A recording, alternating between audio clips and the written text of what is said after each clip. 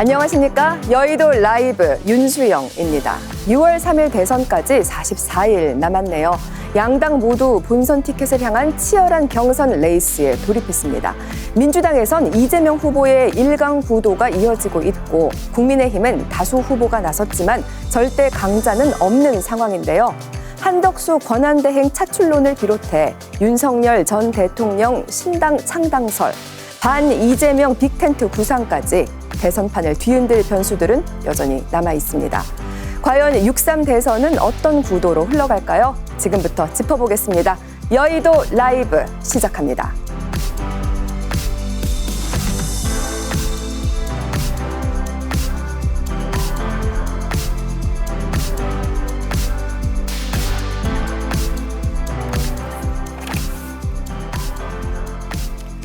네, 생방송으로 보내드리는 여의도 라이브와 함께 오늘 민심의 행간을 읽어주실 분들 소개해 올리겠습니다.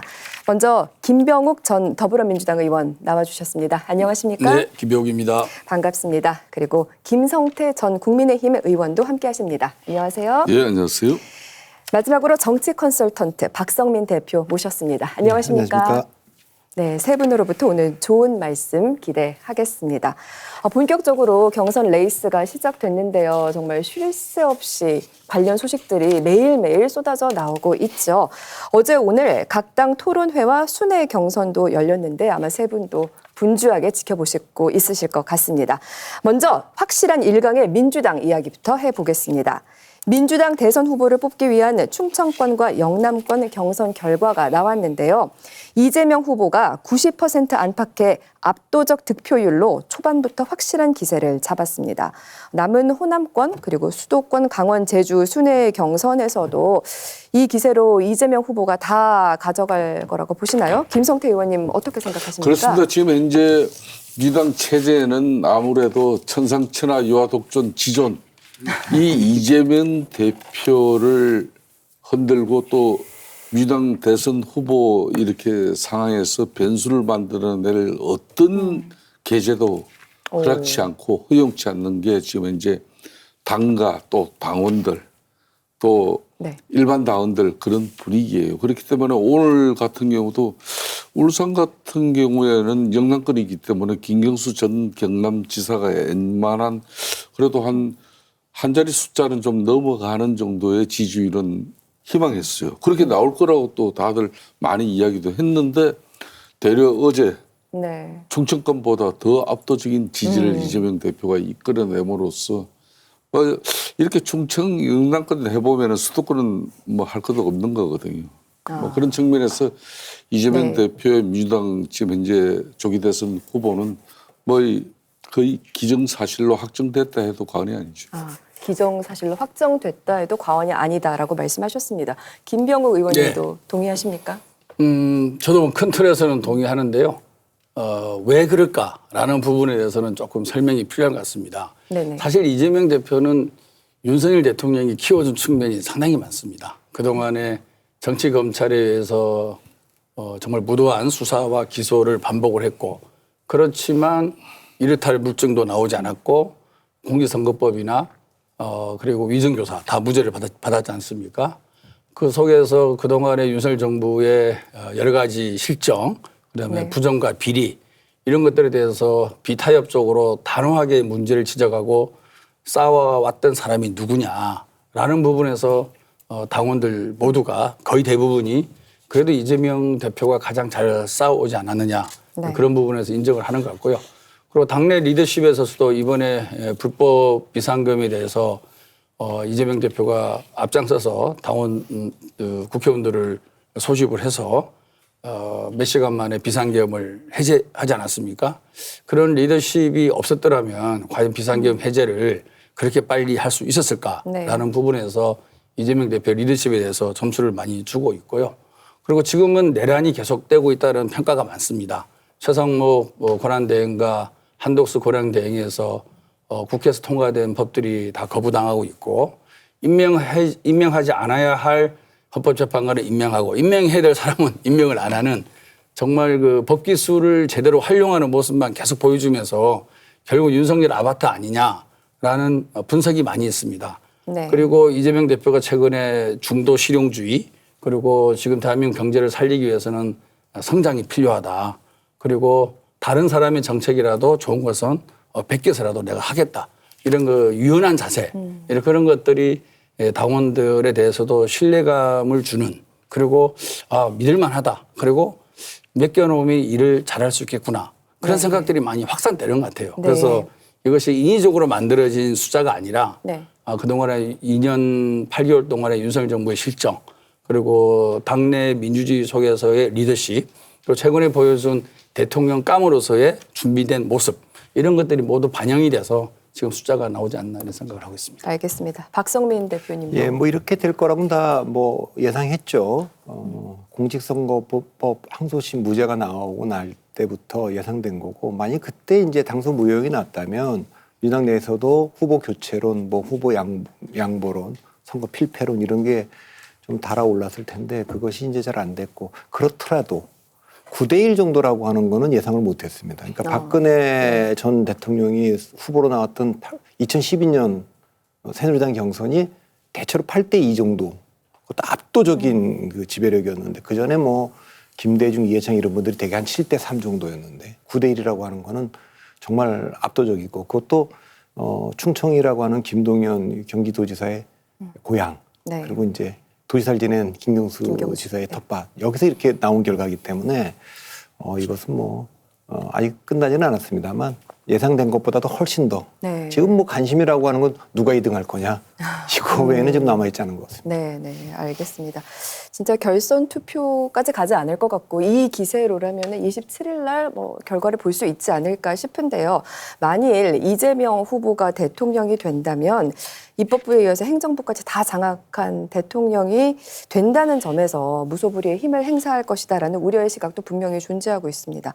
국민의힘 측에서는 이재명 후보의 정치 보복을 내심 우려하고 있지 않을까 싶은데요. 어떻습니까? 그렇습니다. 대략 이제 전체적인 사회 불안을 조성할 정도의 이런 강력한 리더십에서 비롯한 어떤 그런 공안 정국이라든지 또 뭐 자신들의 또 정적을 제거해내는 당 내적인 어떤 그런 뭐 요소 이런 부분은 제가 볼 때는 크게 걱정과 뭐 문제를 좀 가지지 않습니다. 다만 정치적으로는 이분이 이제 칼을 좀 뺄 것이다. 특히 그동안 윤석열 대통령 그러니까 3년 또 이재명 대표 3년 대한민국 헌정 역사상에 이렇게 여야가 이렇게 첨예하게 맞서서 싸운 적이 없어요. 그러니까 이제 대한민국의 제1야당 그러면은 뭐 헌정사에서도 강력한 리더십을 가지고 있을 때가 흔히 말하는 DJ, YS 이런 시절이라고 하는데 그때보다 더 확실한 리더십을 지금 이재명 대표는 구축했거든요. 네. 좀 전에 우리 김병욱 의원께서는 제가 참 존경합니다만은 합리성도 상당히 추구하고 균형점도 좋은 언의거든요. 근데 이제 이재명 대표 체제에 지금 이제 딴 사람도 아니고 후원 회장입니다. 그러니까 조금 전에 그냥 울산 그 오늘 영남권 경선 결과를 갖다 막 이야기하는 게 아니라 그냥 이재명 대표의 아주 강점만 쫙 적나라하게 일목요연하게 정리를 해내잖아요. 네, 네. 뭐 저렇듯이 저런 행태에 지금 현재 민주당 그 의원들의 일사불란함은 아마 계속 유지될 것이고 그러면은 입법과 말 그대로 행정부의 수반으로서 더군다나 또 대한민국의 뭐 사법 체계는 또 이렇게 권력 따라 일찌감치 뭐 누워버리잖아요. 그렇다면은 진짜 상권 분립 이 자체가 위태로울 정도로 강력한 리더십을 행사하는 그런 대통령이 될 거예요. 야, 이거 정말 국민들이 이제 사실상 국민의 힘이 걱정하기보다는 국민들이 이제 이 앞으로 조기 대선 국면이 이제 시간이 이제 불과 40여일밖에 남지 않은 이 국면에서 이제 국민들이 되려 이재명 대표가 대통령이 된다면은 앞으로 대한민국의 미래는 어떻게 될 것인지 이걸 이제 걱정하게 될 겁니다. 일단 이재명 후보는 정치 보복하지 않겠다라고 발언을 했습니다만. 예. 네. 당연하죠. 정치 보복이 있어서는 안 되죠. 그리고 아마 이재명 대표가 대통령이 되면 경제 문제가 워낙 산적했기 때문에 다른 데 거의 신경을 못 쓸 겁니다. 일단 트럼프 대통령과의 면담을 어떻게든 만들어서 관세라든지 자동차 반도체 관련된 무역 분쟁을 조정을 해내야 되고요. 국내적으로는 지금 성장률이 워낙 떨어져 있지 않습니까? 거기다 가계부채 문제, 그리고 부동산 문제, 산적한 경제 현안이 많기 때문에 경제 현안을 해결하지 않고서는 정부 여당은 절대로 존재할 수가 없는 거죠. 그래서 제가 생각해 보면 정치보복은 절대 안 할 거고 정치보복할 겨를도 없을 정도로 경제 문제에 올인을 할 수밖에 없는 그런 객관적 상황이라고 말씀을 드리고 싶고요. 저희가 이제 개헌 얘기도 하고 막 그러지 않습니까? 개헌 얘기 나왔을 때 대부분의 학자들이 얘기하는 게 뭐냐면은 대통령의 임기와 국회의원의 임기를 일치시키자라고 주장을 합니다. 그런데 때로는 또 대통령과 여당이 어석수가 많으면 어떡하냐. 이율배반적 주장을 하고 계시거든요. 저는 이재명 대표가 대통령이 되면 여소야대를 극복하고 일을 잘할 수 있는 정말 절호의 찬스가 오는 그런 시기라고 또 해석을 해주면 좋겠다라는 부탁의 말씀도 좀 드리고 싶어요. 그동안 여소야대로 인해서 갈등과 사회적 비용이 엄청나게 많이 증가되었고 우리가 제대로 성과를 못 내는 그런 정치를 해온 것도 분명히 있지 않습니까? 이렇게 정부와 여당이 일치 단결해서 국정 문제를 해결하고 그동안의 산적한 문제를 속도감 있게 성과 있게 그리고 국민에게 실제로 이익이 가는 그런 측면에서 문제를 해결한다 그러면 저는 크게 박수를 받을 수 있는 그런 시기이기도 하다. 네. 단 이제 권력은 절대적으로 행사하면 또 절대적으로 부패할 가능성이 있습니다. 네. 그런 부분은 내부의 모니터링 시스템에 의해서 잘 걸러진다 그러면 충분히 좋은 일을 많이 할 수 있는 그런 정부가 되지 않겠냐 그런 기대를 하고 있습니다. 알겠습니다.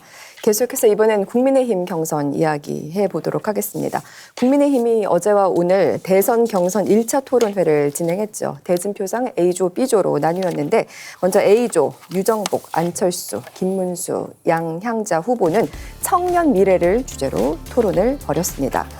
이어서 오늘 있었죠. B조 이철우, 나경원, 홍준표, 한동훈 후보는 사회통합을 주제로 토론을 벌였습니다. 특히 이 B조가 이른바 죽음의 조로 주목받았는데요. 저도 어제 오늘 계속 시청했습니다만 이번 토론회 어떻게 보셨는지 인상 깊게 있었던 그런 장면을 꼽아주실 수 있을까요? 아무래도 뭐 인상 깊게 이번에 아직까지 큰 임팩트는 지금 현재 걸리지는 않고 있어요. 아, 이 그렇습니까? 후보들 간에 좀 너무 점잖게 지금 현재 이 토론이 이루어지고 있고 지금 좀 처절함이 묻어나와가지고 윤석열 대통령께서 12.3 비상계엄을 하고 또 헌재 심판까지 이루어졌던 마당입니다. 여기는 분명히 크게 빠진 부분이 있거든요. 그게 12.3 이제 조기 대선에 맞이하지만 후보들이 그럼 이게 윤석열 대통령이 이렇게 정치적으로 큰 호판을 할 수밖에 없었던 이런 정치적 책임에 대해서 그럼 우리 당도 좀 자정 노력을 가져가는 그런 처절함이 묻어나와야 되는데 그런 부분에 대해서는 좀 처절함이 좀 저는 상당히 좀 결여돼 있다. 네. 그러다 보니까 후보들 간에 이렇게 뭐 상호 간에 질문도 하고 또 이슈에 대해서 입장들을 내지만은 그렇게 국민들에게 크게 어필되는 그런 뭐 좀 경선의 흥행을 지금 이루지 못해서 조금 안타까운 마음이 그렇게 있어요. 생각하셨습니까? 예. 뭐 이것저것 볼거리는 풍부했던 것 같은데요. 또 그렇습니다. 한동훈, 홍준표 후보 간 그러니까 뭐 소전도 좀 있었고. 올 같은 경우도 이제 B조 지금 했잖아요. 그러니까 지금 뭐 한동훈 뭐 전 대표 후보에 대해서 뭐 왜 키높이 구두신자 이런 게 좀 이제 가시거리가 돼버리잖아요. 네네. 더 본질적인 것은 물론 한동훈 대표 입장에서 제일 각을 좀 잘 세웠어요. 자기는 탄핵을 찬성하는 입장에서 앞으로 보수 진영이 국민들에게 당당하게 이재명 대표를 반대할 명분이 있어야 되는 거다. 네.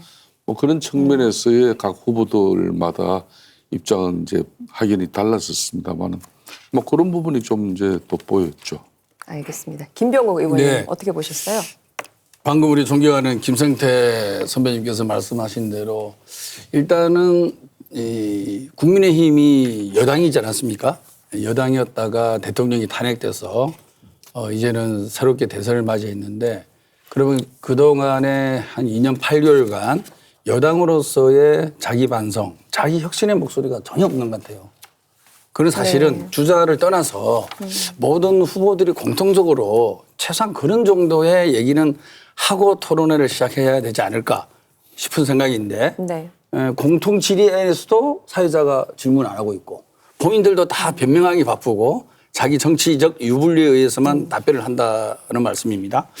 저런 무책임한 자세로 여당을 그동안 해왔나 네. 그런 생각이 참 많이 들었습니다. 서글프고 참 책임의식 없는 정치적 메시지만 날리는구나 뭐 이런 생각이 들었고요.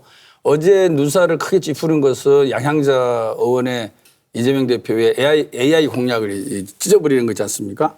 근데 그 내용이 정말 전부 다 거짓말이에요. 이재명 대표가 거짓말이요? 챗GPT를 한 번이나 써봤냐? 이재명 대표가 방송에서 챗GPT에 물어봤다는 얘기를 수시로 많이 했습니다. 네네. 챗GPT를 자주 쓰고 있고요. 그다음에 무료 챗GPT가 있는데 왜 국가가 돈을 들여서 또 한국형 챗GPT를 만드냐? 어떻게 반도체 전문가라고 하는 사람이 그렇게 주장을 하는지 이해를 못하겠습니다. 네. 우리나라가 전 세계적에서 그래도 네이버하고 카카오가 있어갖고 구글의 지배로부터 벗어난 전 세계에서 몇 안 되는 나라 아닙니까?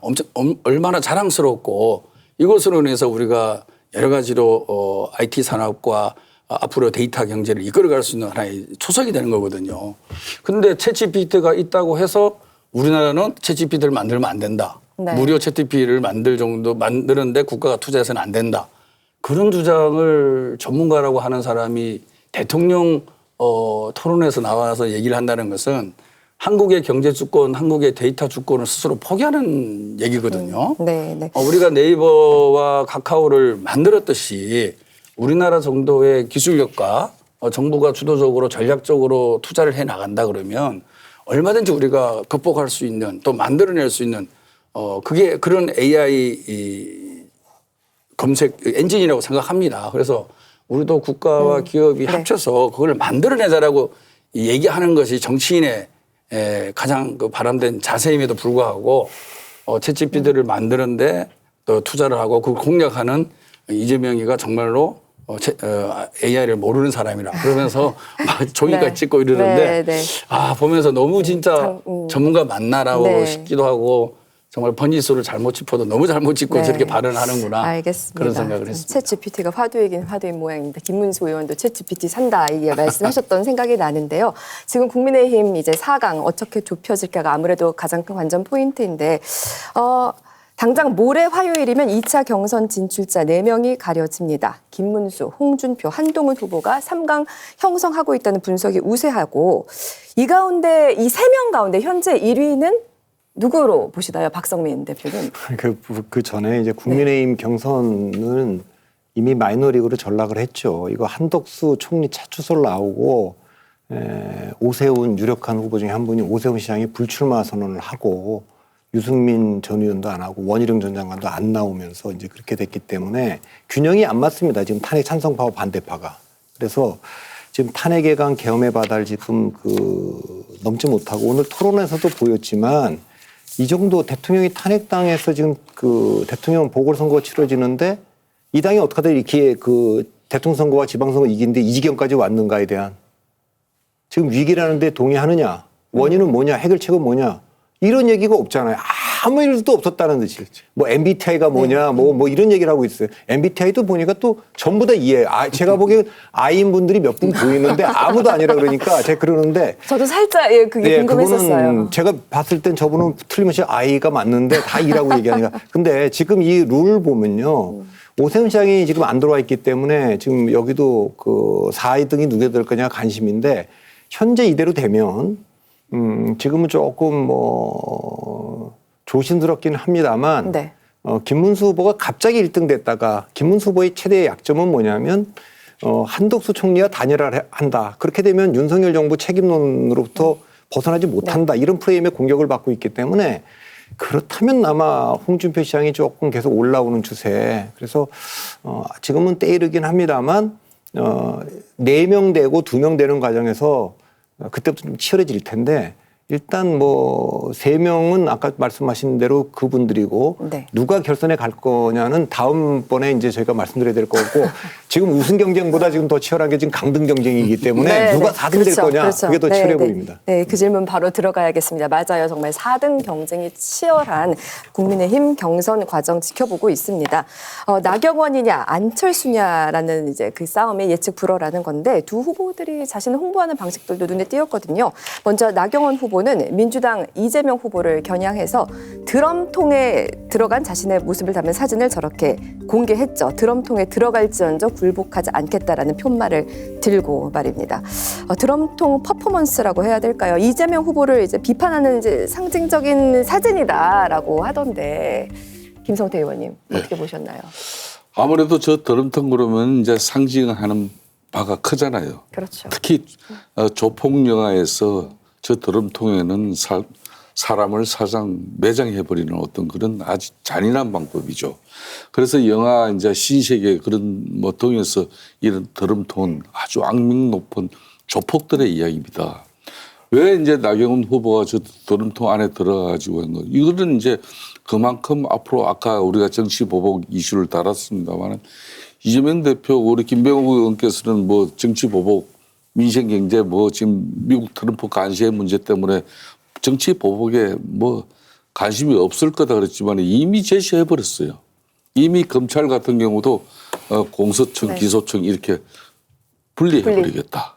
그리고 이제 뭐 공수처 기능 강화하고 인력 충원시켜 가지고 사실상 검찰을 갖다 거의 그냥 뭐 기소청 정도로서의 이렇게 전락시켜 버리는 이런 것도 일종의 정치 보복이에요.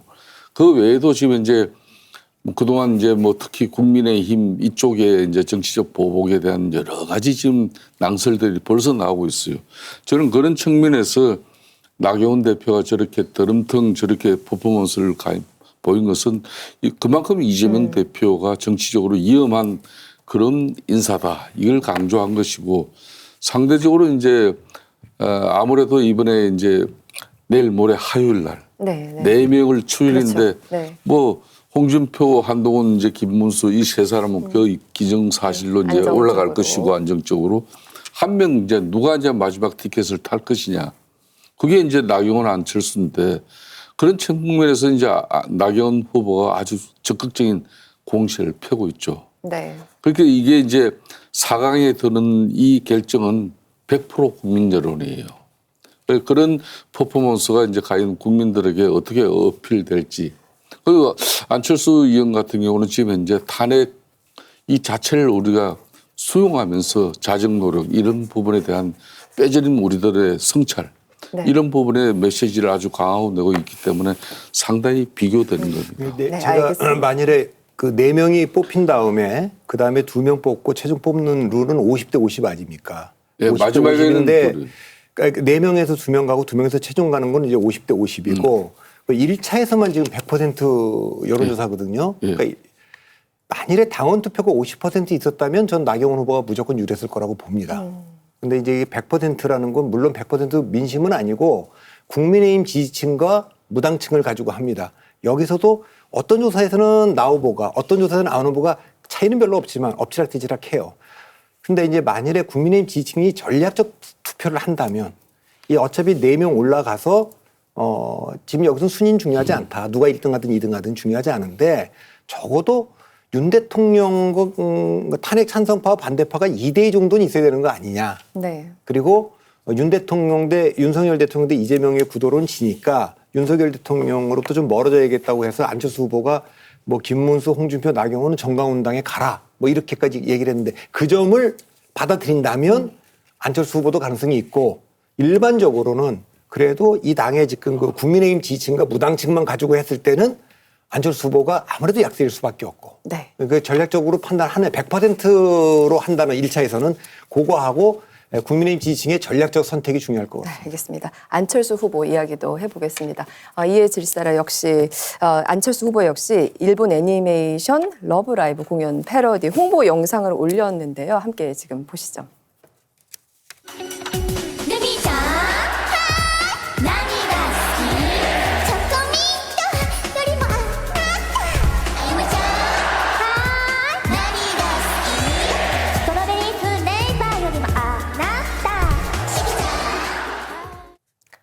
영상 보고 저는 깜짝 놀랐었습니다. 나니가스키 어떤 게 좋아라는 의미의 일본어라고 하더라고요. 젊은 세대에게 익숙한 온라인 유행 콘텐츠이고 조회수 162만 회를 기록했다고 하는데 어떻게 보셨습니까? 네. 저는 이 기리서를 보고 이걸 한번 검색해 봤어요. 아, 그러셨어요? 그동안에 못 봤는데요. 네. 느낌은 그렇게 썩 좋지는 않았습니다. 그러니까 뭐 재미있다라고 얼핏 생각할 수 있는데 이게 표현하고자 하는 게 뭐지? 이런 생각이 드는 거죠. 그러니까 어떤 게 좋아 그러면서 안철수 그러는 거 아니에요? 네. 근데 이게 과연 뭐 2030들의 어떤 소프트한 문화를 터치한다 뭐 이런 정도는 모르겠는데 안철수 정도면 인지도가 꽤 있는 정치인 아니겠습니까? 그럼요. 인지도가 없는 정치인 같으면 저렇게 해서 좀 많이 회자되고 이런 것도 의미가 네, 있을 텐데 네. 분명히 뭐 그동안에 대선을 몇 번 나오고 국회의원 사선에 나름대로 인지도가 있고 무게감이 있는 정치인인데 어떤 컨텐츠가 있는 좀 메시지도 담아서 뭘 만들면 모르겠는데 네, 네. 전혀 그냥 그런 게 없이 뭐 그냥 이렇게 고개 끄덕끄덕 흘러가 버리는 그래서 오히려 물론 안철수 의원이 그동안에 좀 재미가 없고 딱딱하고 이런 어떤 이미지를 커버하기 위해서 저는 더 부드러운 컨텐츠를 만들었는지는 젊은 세대를 모르겠는데 공략하고. 저는 오히려 조금 더 더 가벼워 보이는 거 아니겠냐 아니겠는가. 네. 그래서 인지도 있는 후보가 만든 거 치고는 그래서 썩 그렇게 점수를 높게 주고 싶은 생각은 없습니다. 저도 봤는데 그게 안철수 후보가 안 맞잖아요. 그러니까 지금 이게 비상계엄이고 탄핵이고 그래서 지금 국가의 최고 기관들이 전부 다 리더십 위기를 맡고 있는 그리고 대통령 지금 뽑는 선거 아닙니까? 그러면 저는 안철수 후보가 그동안에도 굉장히 진지했던 후보이기 때문에 오히려 더 진지하게 무겁게 가는 게 더 좀 맞다고 좀 보는데 너무 가벼워서 과거에 뭐 옛날 광고입니다만 그 따봉이라는 게 히트친 광고가 있어요. 그래가지고 팔리긴 봉봉이 팔렸다는 거 아닙니까? 그러니까 왜냐하면 그건 엉뚱하게 팔린 거죠. 그래서 저는 뭐 지금 저런 걸로 뭐 좀 전에 다 얘기했지만 인도가 올라갈 게 아니어서 본인의 강점을 가지고 싸워야 되는데 본인이 잘 약한 걸 가지고 자꾸만 그 약점을 커버하려고 하는데 캠페인은 그렇게 하면 실패하죠. 알겠습니다. 나니가스키 자체가 이제 지금 현재 젊은 세대의 대단한 유행이에요. 그러니까 이 온라인 유행 콘텐츠 자체가 뭐 한 170만 회 정도 이렇게 나오니까 그러니까 이제 사실상 안철수 의원은 늘 보면은 이 자료 준비된 원고 보고 이렇게 자기 정책과 비전 제시하고 또 전달하잖아요. 그런 측면에서 대중 친화적인 뭐 이미지를 좀 강화하는 그런 의미의 퍼포먼스라고 봐야죠. 이거. 네. 계속해서 이번엔 윤석열 전 대통령 신당 창당설 이야기 함께 해보겠습니다. 윤 어게인이라는 신당을 창당하겠다고 공지했다가 국민의힘으로부터 압박이 빗발쳐서 유보한다고 번복했거든요. 윤석열 전 대통령이 신당 창당을 시도했던 대리인단과 식사도 했는데 그렇다면은 이와 관련해서 이 소식에 대한 국민의힘 내부의 분위기가 어떤지 뭐 저도 그 윤 어게인 신당 창당과 관련해서 상당히 강도 높은 뭐 좀 비판을 한 사람의 한 사람으로서 이거는 정말 얼토당토하는 이야기죠. 네. 윤석열 대통령 입장에서는 정치 입문한 지 불과 1년도 채 되지 않아가지고 대한민국 최고의 보수 정당의 후보로 자신이 선출되고 또 대통령까지 됐지 않습니까? 네. 그럼 보수의 가치와 또 보수의 기반이 취약한 만큼 더욱더 보수를 많이 이해하고 보수가 대한민국 사회에서 한 역할과 또 앞으로 비전 이런 걸 통해 가지고 국민적 신뢰를 확보해야 될 그런 아주 중차대한 대통령으로서 어떻게 보면 좀 상당히 이 윤석열 의견 신당은 대단히 실망스러운 거죠. 실망스럽다. 제가 심지어 이런 이야기도 했습니다마는 아니 윤석열 전 대통령께서는 전생에 무슨 이재명 대표에게 시세를 졌길래 어떤 시세를 얼마나 많이 짓길래 저렇게 12.3 비상계엄을 통해 가지고 정말 한 사람의 인간을 다 죽어가는 인간을 살려가지고 그것도 모자라 가지고 이제 조기 대선 날짜까지 박힌 입마당에 윤석열 신당 통해 가지고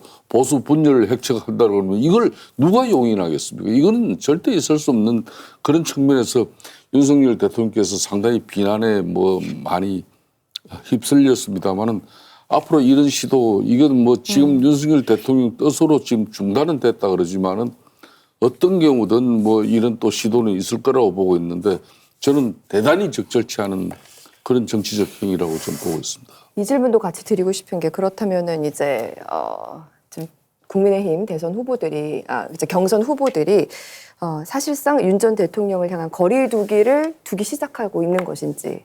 그렇죠. 네.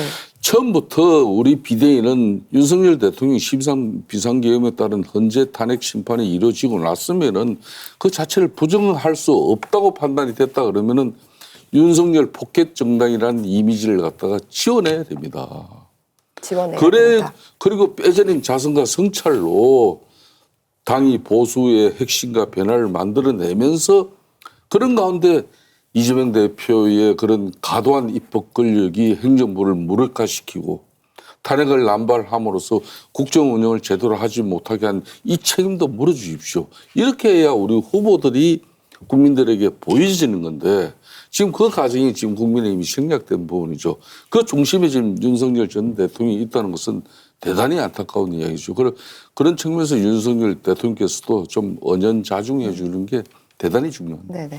박성민 대표께서도 윤석열 절연론 관련해서 어떻게 생각하시는지. 그러니까 이게 한 말씀 책임이 해주시죠. 가장 큰 분이 책임감은 가장 없게 행동하시는 거 아닙니까? 그 정강훈 목사도 그렇고 출마하신다는 거 아닙니까? 그러니까 이 문제는 그분들의 문제가 아니라 당의 문제입니다.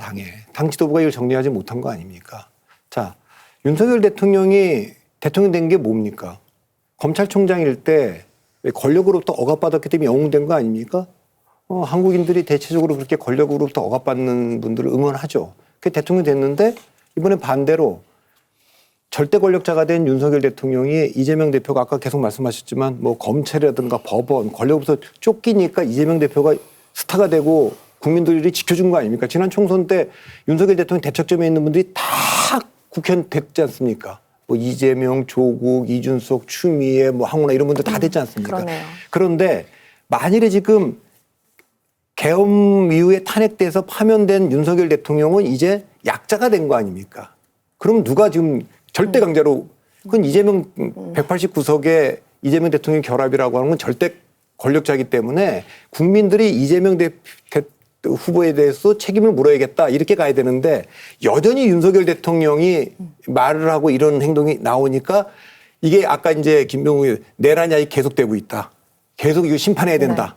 그러니까 이걸 스스로 이걸 제거하지 못하고 심판을 해야 될 사람들을 냅두고 자기들이 스스로 심판을 자처하는 꼴이니까요. 어리석은 거죠.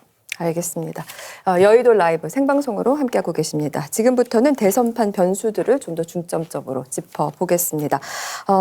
한덕수 대통령 권한대행 겸 국무총리 이야기를 안 나눠볼 수가 없습니다.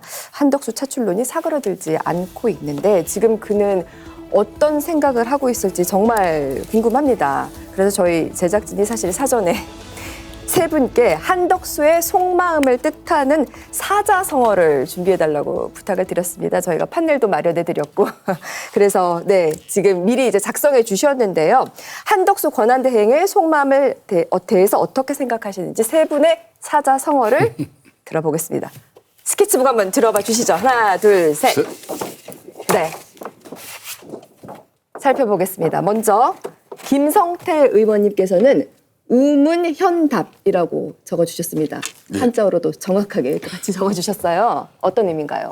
그러니까 이제 우문현답은 이제 어리석은 질문에 현명하게 답을 함으로써 자신이 또 돋보이죠.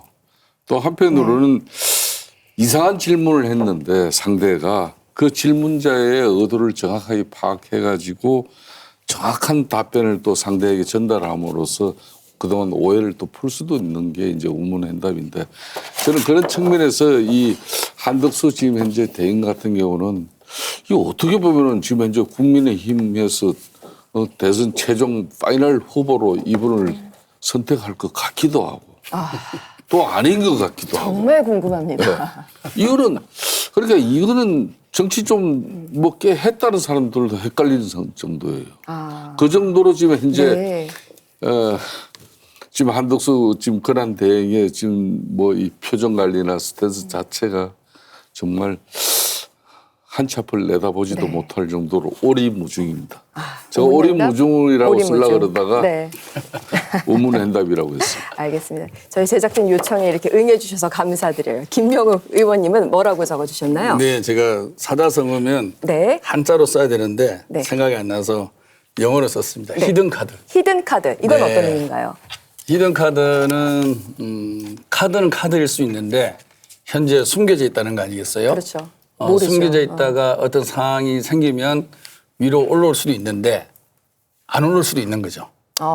네, 그래서 히든 카드라고 제가 적었습니다. 네네. 저는 한덕수 총리가 보이지 않는 손에 의해서 어찌됐든 윤석열을 지킬 수 있는 가장 유력한 대안이지 않을까라는 그 생각하는 그 보이지 않는 손에 의해서 계속 이렇게 분위기를 만들어 나가는데 본인이 이제 좀 들어간 것 같아요. 네네. 들어가고 또 지금 현재 거론되고 있는 국민의힘의 대선 주자들의 지지율이 어느 한두 사람이 튀어오르지 않고 다 고만고만하잖아요. 소위. 네네네. 그러다 그렇죠. 보니까 한덕수 총리를 집어넣어서 또 조사를 해보니까 오히려 또 금방 1, 2등 안에 들어가고 뭐 이런 상황이 지금 계속되고 있습니다. 그리고 본인도 생각 외로 처음에는 뭐 이렇게 뭐 가부를 얘기 안 하다가 지금 일정도 아주 열심히 하고 있고 오늘도 뭐 교회 가서 열심히 또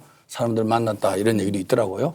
쭉 이런 걸 보면 뭔가 본인은 처음에 권력 의지가 없었는데 누군가에 의해서 종용 내지는 지원을 약속을 받고 몸을 좀 풀고 있다가 나도 한번 해볼 수 있지 않을까라고 생각하는 그 단계에 지금 네. 와 있지 않느냐 뭐 이 정도 좀 생각을 하고 있습니다. 좋습니다. 저는 히든 카드. 뭐 저도 이거 한자로 썼어야 되는데 속마음 한덕수 총리의 속마음이라고 하니까 허허실 실전략을 본인이 구사하고 있다 이렇게 뭐 생각할지 모르겠어요. 이게 지금 의지가 있는지 없는지도 모르겠고 실체가 있는지 없는지도 모르겠어요. 근데 이게 실체가 있는 듯이 보인 것은 오세훈 서울시장이 어쨌든 드랍을 했잖아요. 예, 그러니까 그런 것 때문에 이건 뭐 확인도 안 하고 이런 거 같기도 하고 저런 거 같기도 하고 제가 보기에는 뭐 쉽지 않은 것 같은데 어쨌든 그렇게 가고 있는 것을 본인은 그런 생각을 하고 있을 것 같습니다. 네, 알겠습니다. 이 질문도 같이 드려볼게요. 네, 세 분 적어주셔서 감사합니다. 사자성어 잘 보았고요. 한덕수 권한대행은 외신과의 인터뷰를 했습니다. 많은 분들 보셨을 것 같습니다. 대선 출마 질의에 대해서 노코멘트라고 이게 무슨 말인가 참 궁금하더라고요. 아직 결정하지 않았다라고 했는데 어떤 의미인 거지? 역시 이제 속마음을 들여다보는 이제 비슷한 맥락의 질문일 것 같은데 어떻게 해석하세요? 오늘 이 인터뷰 이거 가지고 민주당에서 이제 난리가 났죠. 그래서 오늘 일요일임에도 불구하고 민주당 뭐 공식적으로 대변인 입장을 통해 가지고 아주 맹폭을 냈습니다. 그 맹폭한 네. 내용이 지금 대통령 권한 대응으로서 이 어려운 지금 이제 국정을 팽개치고 대선에 눈이 멀어가지고 뭐 하는 짓이냐 네. 이 이야기거든요. 그만큼 이제 저도 좀 전에 사자성을 통해서 오리무중이라는 이야기도 하고 우문현답이라는 이야기도 하고 이랬지만은 어리석은 질문에 현명하게 답하는 게 이제 우문현답인데 저는 지금 많은 사람들이 한덕수 총리의 차출 이 자체를 갖다가 과연 어리석은 질문으로 본인이 수용할 것인가 뭐 그렇게까지는 보지 않아요. 그렇기 때문에 지금 이제 앞으로 민주당 야당의 절대적인 지금 공세가 아마 내일 월요일 되면 더 할 것입니다. 그럼에도 불구하고 지금 한덕수 대행의 지금 이분도 이재명 대표만은 지금 현재 대한민국의 미래를 위해서 너무나 위험하다는 그런 사고와 인식을 가지고 있기 때문에 뭐 대행으로서 충실할 것인지 안 그러면 대한민국의 미래를 위해서 자기 자신의 한 몸을 던지면서까지 네. 뭐 정치적 소신과 결단을 내릴 것인지 이거는 좀 더 지켜봐야 되겠습니다. 네, 좋습니다. 지난주 생방송도 함께 해주셨잖아요. 박성민 대표님. 지난번 대선처럼 또 외부인인 한덕수 권한대행을 옹립하는 것이 맞는 것이냐라는 지적을 해주셨었는데 그 말인즉슨 이제 외부인이 들어오는 것이 부적절하다라는 의미로 받아들였는데 왜 그렇게 보십니까? 그러니까 그것도 뭐 있을 수는 있는데 지금은 명분도 없고 시간도 없고 승산도 저는 없다고 보거든요. 명분이 없다는 거는 한덕수 총리가 물론 이제 총리로서 안정감도 있고 경험이 많죠. 그러나 윤석열 대통령이 지금 실패한 지금 정부 아닙니까? 탄핵됐는데 그 정부에 지금 내내 지금 총리하신 분 아닙니까? 그리고 지난번 탄핵됐을 때도 빨리 가서 지금 국정을 맡아야 되니까 빨리 보내달라. 그래서 헌재가 보냈는데 아이고 이거 가자마자 이 선거 얘기만 하고 있다. 이 명분이 너무 없잖아요. 두 번째 시간인데 5월 3일 날 국민의힘 후보가 뽑혀요. 그러면 이분이 거기 입당해갖고 경선은 안 했는데 그럼 뭐 무소속으로 출마를 그러니까 5월 4일까지 그만둬야 되니까 네. 나가려면 그러다가 국민의힘이 뭐 당적 결의를 해갖고 후보 단일화를 그 안에서 후보 등록할 때 이분을 뭐 국민의힘 입당시켜서 할지는 모르겠는데 아니면 이제 가면서 해야 되지 않습니까? 근데 지금 유력한 후보 세 분이 홍준표, 김문수, 한동훈인데 한동훈, 홍준표가 될 때 후보 단일화 하겠습니까? 공당이 뽑혔는데 그러니까 자꾸만 김문수 후보를 만들어서 해야 된다. 저는 김문수 후보가 후보가 되면 거기에 응할지도 모르겠지만 그 얘기하는 순간 김문수의 경쟁력은 계속 떨어지는 겁니다. 자, 이게 문제고 세 번째는 승산이라는 건 제가 이제 95년도 정원식 총리, 그 다음에 뭐 서울시장 후보로 나왔던 김항식 총리, 그 전에 고건 총리, 반기문 총장 평생을 공직만 한 분들은 이 선거를 한 달 동안 네. 하기가 참 어렵습니다. 어렵다. 예. 네, 그래서 좋습니다. 저는 어려운 카드라고 봅니다. 네. 국민의 마음이 어떨지도 저희가 이제 궁금해서 여론조사를 해봤는데요. 여론조사 한번 살펴보겠습니다. 우리나라를 이끌어갈 장래 정치 지도자 누가 좋다고 생각하십니까? 라는 물음에 이재명 38%, 홍준표, 한덕수, 김문수 각각 7%, 한동훈 6%, 이준석 2%, 기타 7%, 의견 유보한 분들 26%로 조사됐습니다. 홍준표, 김문수 후보 그리고 한덕수, 권한대행까지 7% 동률로 나온 점이 참 흥미롭습니다. 이걸로 봐서는 엄청나게 앞서는 것 같지도 않고 이거 어떻게 보십니까? 네, 아까 말씀드린 대로 기존의 국민의힘 후보가 국민들에게 어필을 하는 메시지와 컨텐츠를 못 던지고 있는 거죠. 네. 그 과정에 한덕수라는 인물이 투입된 거 아니겠습니까? 저는 참 윤석열 정부가 너무 염치가 없다고 생각합니다. 아까 우리 존경하는 김성태 의원님께서 말씀하셨지만 한덕수 총리는 비상계엄을 막지 못한 가장 큰 원죄가 있는 사람입니다. 그리고 지금은 대선을 올바르게 관리할 책임이 있는 사람이고요. 그리고 트럼프와의 협상을 얘기하는데 네. 협상에 있어서 시간을 정해두고 협상을 하면 집니까 이깁니까? 지는 거죠. 협상이라는 것은 숨겨놓고 시간과 내용을 숨겨놓고 상대방하고 여유 있게 딜을 해야지 협상에서 우위를 점하는 거 아니겠습니까? 조금 있으면 나갈 사람이 트럼프하고 협상해서 마치 그 성과를 갖고 와서 나는 협상 전문가고 통상 전문가고 경제 전문가다. 이걸 갖고 트레이드 마크를 만들어서 출마하겠다는 그런 보관을 갖고 있다는 거 아닙니까? 국익을 팔아서 개인의 정치적 이익을 챙기는 거죠. 네. 절대 해서는 안 됩니다. 네. 협상은 여유를 갖고 시간을 네. 갖고 공부를 많이 하고 다양한 채널을 동원해서 협상의 결과물을 만들어내야만이 우리나라에 유리한 거죠. 근데 곧 나갈 사람이 무슨 협상을 한단 말입니까? 저는 정말로 윤석열 정부들의 강요들을 보면은 어떻게 저런 사람들이 국무위원으로 가 있어서 2년 몇 개월간 한 번도 경질되지 않고 임기 초부터 지금까지 그 자리를 유지하고 있는지 정말 대한민국 국민으로서 창피하고요. 사실 윤석열 대통령이 탄핵되면 스스로도 내려와야 되고 모든 죄를 지면서 국민에게 사죄를 해야 될 그런 입장에 있는 사람이죠. 네, 알겠습니다. 네, 지금 제가 요거는 좀 하나 짚고 넘어갔으면 좋겠는데 저희가 이 방송 앞으로 계속 할 것 같으니까 말씀드리는데 제가 이게 선거 때가 되면 꼭 지적을 하는데 이게 한국의 여론조사 기관들이나 언론기관들이 너무 게을러요. 어느 나라가 이거 여당과 야당의 후보들을 이렇게 쭉 섞어놓고 이거는 없어요. 이렇게 조사하는 나라가. 백밀로 나이를 하는 거는 그리고 이렇게 하는 나라도 없고 이렇게 방송하는 데도 없어요. 그러니까 네. 상식 지금 이 단계에서는 민주당은 민주당 후보들끼리 누가 유리하냐, 국민의힘은 국민의힘끼리 하고 각 당의 유력 후보들끼리 가상 대결만 보면 됩니다. 그러니까 이런 조사는 아무것도 보여주는 것도 아니고 이건 조사할 필요도 없고 방송할 필요도 없는 거예요. 그래서 제가 이 얘기를 굉장히 오랜 동안 선거 때만 나와서 KBS도 여러 번 나와서 이거 하지 말아라고 말씀드리는 겁니다. 이건 여론조사 기관도 또 그렇고 그래서 지금 현재 가상 대결을 붙여보면 지금 이재명 후보가 대개 한 45% 내외가 꾸준하거든요. 이러면 거의 그러니까 양자 대결로 됐던 그 2012년 문재인 박근혜 이때 48% 먼저 전화 면접 조사에 도달하는 분이 이긴다. 그건 사실은 모른 뭉다 빼고 나면 50을 넘어가는 거거든요. 네. 그리고 지난번에는 43% 먼저 도달하는 분이 이긴다 이랬는데 이번에 45%. 그러니까 이재명 후보의 절대 수치가 굉장히 높아요. 그러니까 이게 40% 밑으로 떨어지는 숫자가 안 나오면 지금 여기 그 국민의힘 후보들이 몇 퍼센트 나오는 건 의미가 없습니다. 그래서 저는 한번 부탁드리는 건 KBS에다가 이거 조사를 하게 되면 여당 따로 야당 따로 그다음에 네. 가상 대결을 해서 봐야 됩니다. 지금 네. 국면에서. 이건 아무 의미 없는 조사예요. 이 데이터는. 새겨 듣도록 하겠습니다. 네. 해당 여론조사는 한국갤럽 자체 조사로 2025년 4월 15일부터 17일까지 진행됐습니다. 더 자세한 내용은 중앙선거 여론조사심의위원회를 참조하시면 되겠습니다. 계속해서 질문들 이어가도록 하겠습니다. 부지런히 가보겠습니다. 한덕수 권한대행 출마 관련해서 출마를 하게 된다면은 과연 국민의힘 후보와 한덕수 권한대행과의 단일화가 가능할지 이게 다 염두에 두고 계산하면서 지금 이루어지고 있는 것인지 어떻게 보세요?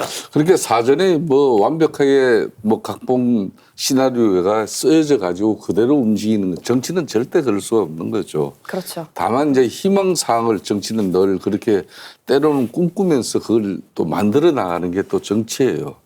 그런 측면에서 지금 이제 국민의힘 경선은 사실상 한덕수 차출론이 나오면서 이 흥행이 많이 시들해졌어요.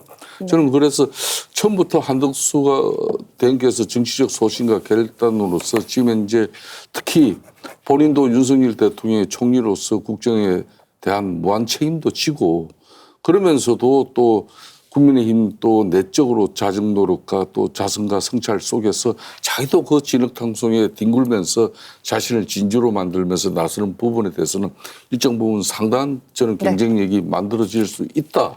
네. 이렇게 봤는데 이게 이제 그게 아닌 여기 지금 입후보 해가지고 당내 경선에는 참여하지 않으면서 마지막 길은 이제 무소속으로 나가는 그 길인데 그 무소속으로 지금 현재 등단하는 길은 아까 우리 박수 의원님도 말씀하셨지만 참 험난하고 가능성이 많이 없죠. 네네. 뭐 그런 측면에서 네. 지켜볼 뿐입니다. 알겠습니다.